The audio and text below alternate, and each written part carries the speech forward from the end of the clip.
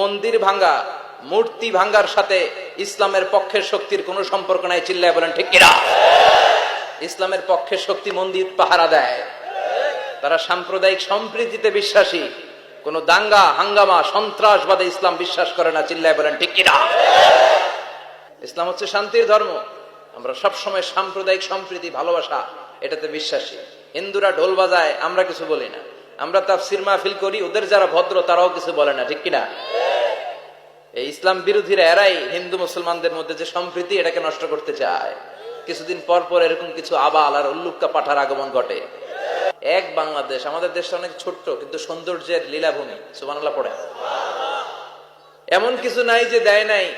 কি পাহাড়, কি সাগর, কি নদী, কি সবুজ। সমস্যা হয়েছে দুর্নীতি। সমস্যাটা কি?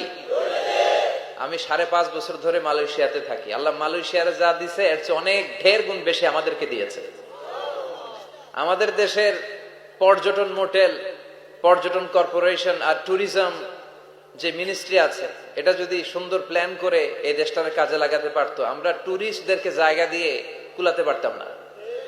আমাদের দেশের ছেলে পেলেরা যেগুলো লেখাপড়া করে না, এগুলো কামলা দিতে যায় বিদেশ।